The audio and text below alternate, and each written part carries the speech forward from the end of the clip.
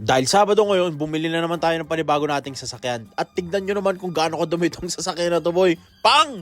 The fuck is this? Damn! Look at this shit! Boy, napakadumi, tol. Ito yung sasakyan, boys, na never talaga na detail, never na linis, never lahat, tol. Syempre, occasional car wash, pero never daw talaga na hawakan yung paint nito, never na buffing and anything, boys. Kasi daily driver daw talaga siya at ginagamit lang siya pang hatid-hatid sa mga offices, di ba? Boys, tignan nyo kung gaano kadumi ito sa sasakyan na to, boy. Pang! Syempre, kay Rich Potato, hindi pwede yan, tol. Simulan natin yung araw natin, boys. Let's go! Dahil nahihilig na tayo sa mga puting sasakyan ngayon, ito pala yung ating Hilux, si Trump, no? Pero wala tayong paki dyan ngayon dahil pupunta natin yung ating Honda Odyssey. Dahil siya yung premium car natin, siya yung nakagarahe dito sa loob, boys. Matagal-tagal ko na rin itong di ginamit dahil sobrang dumi. Ewan ko, ayoko talaga gumawa ng maduming kotse, boys, eh. Papakita ko sa inyo yung dumi niya ngayon, tol. Grabe talaga. Ito, nilabas ko na siya para makita natin na masinsinan yung imperfections na kanyang pintura. Though para sa akin, okay lang naman na kahit madumi siya dahil understandable naman na second hand na kotse siya, no? Pero ito yung mga gusto ko talaga. Untouched paint, never na detail, never na polish. Dahil sobrang kapal ng pintura nito, boys. Ngayon kung sisilipin natin yung kanyang body lines, diretso naman, wala siyang mga tama, wala siyang mga repaint. All goods na all goods sa akin, boys. Madumi lang talaga siya. Kailangan lang talaga natin siya ng full detailing at ceramic coating, syempre. Papakita ko sa inyo, boys, gaano ka dumi yung engine bay nito. Pang. Ito, feel ko never pa na engine detail to. Siguro yung mga punas-punas lang at yung mga quick cleans lang, no? Pero para sa akin, boys, ito talaga yung mga gusto kong pina-project car. Yung original lahat. Wala halos ginalaw, never na polish. Bakit nga ba, tinatanong nyo, boys, ba't gusto nyo ganito? Kasi tayo yung magsa-start nung detail ng lahat, boys. Tayo maglilinis. I mean, di naman ako, no? Papalinis ko siya. Pero still, never pa na buffing, never na bawasan yung pintura, never. Yung top coat niya, makapal pa. Dito sa part na to, sobrang dumi. Lahat ng singit-singit na ito, tol, siksikan ng dumi. Tignan mo, ayun, bang! Damn! Napakadumi, boys, talaga, di ba? Pati yung mga chrome na ito, boys, sa mga gilid, tol, sobrang punong-puno na ng acid rain, tol. Wala nang kakintab-kintab. Syempre, kapag may chrome ka sa kotse, bahayin talaga ng mga boys, ng acid rain. Dahil dyan kumakapit talaga eh. Ewan ko bakit, no? Pero, ayun, boys, sobrang kapal. Pang! Tingnan mo naman yan. Brr! Damn! Pero, boys, isipin mo kapag natapos tong project na to. Pag natapos siyang i-full detailing.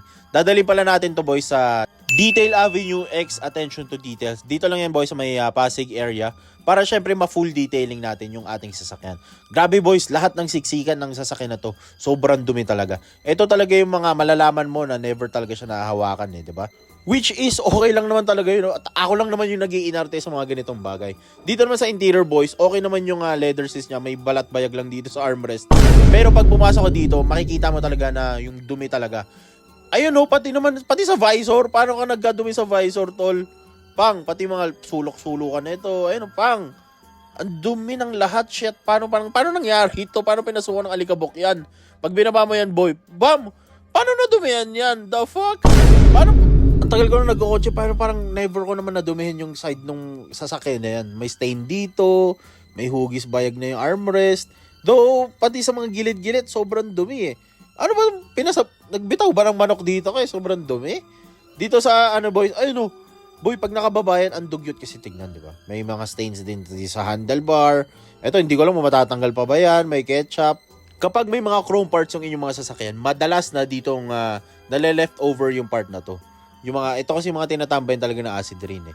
Tapos yung mga singit-singit dito, boy, sobrang dumi talaga ng lahat. Never talaga, ito talaga alam ko, never na linis to. Mas okay rin yung mga ganito, guys, dahil at least factory paint pa lahat. Dito may mga abo. Parang nagka-abo na dito. Fuck.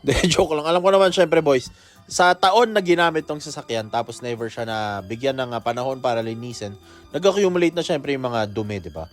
Tapos, itong part ng handlebar, boys, alam ko na, for sure, sa puting kotse, problema nyo rin yan. Minsan kasi, boys, pag nakasingsing ka, or kapag hindi ka masyado nag-iingat sa pagbukas ng door handle, napapasukan mo yun ng singsing yan. Kaya siya nagagasgas. Ayun, nilakadge pa nga. Pati yung kanyang wiper cowling, boys, ayun, tignan nyo kung gaano ka-faded. Yung wiper blades, color black pa, di ba? Siya color gray na. So, ewan ko anong gagawin natin dyan. Siguro ipapapaint or ilalagyan ng kung ano naman. Dito naman sa side mirrors, boys, ito kasi yung mga madalas na hindi na hahapyawan kapag nagkakarawash, no? Kasi yung mga singit-singit na yan, dyan tumatambay yung mga tubig. Tapos kapag inandar mo, tatambay yung mga, magko-collect siya ng mga alikabok, di ba? Pero overall, boys, don't get me wrong, sobrang kinis na tong kotse na to. ito talaga yung mga gusto ko. Walang bangga, walang repaint, original paint lahat, boys, di ba? Ito yung mga masarap kasi pag natapos tong project natin na to, boys, sobrang tikas talaga. Kaya syempre, pumasok na tayo sa ating sasakyan at dali na natin to sa shop kung saan babaguhin at i-makeover nila si Nixon. Nixon pala pangalan nito, boys, ang ating Honda Odyssey. Boys, pati ito, paano nadumihan to? Ano to? May dumura ba dyan? What the fuck is that shit? At para sa mga nagtatanong kung matipid ba ang Honda Odyssey, ito boys yung reading natin sa 544 kilometers na tinakbo. 10.4 km per liter. Para sa akin, tipid na siya. Kasi yung comfort level na may bibigay niya, joke lang, malakas talaga guys. At habang ginagamit ko ng sasakyan na to, nakikita ko talaga yung mga, tinry ko na yung tanggalin, boys. Ginamita ko na ng gasolina at kung ano-ano pa. Boys, ayaw talaga matanggal.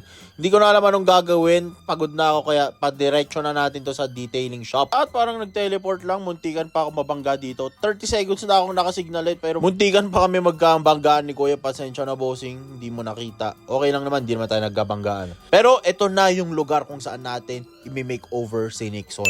Okay, abangan nyo sa next video, boys, kung ano yung mga nagagawin nila para mabalik ang kanyang tindi. Sana na-enjoy nyo yung mga ganitong video, boys, kasi ako talaga gusto ko yung makikita talaga yung before and after ng bawat sasakyan. Abangan nyo sa video, boys. Next video, masyado mahaba tong vlog natin na to.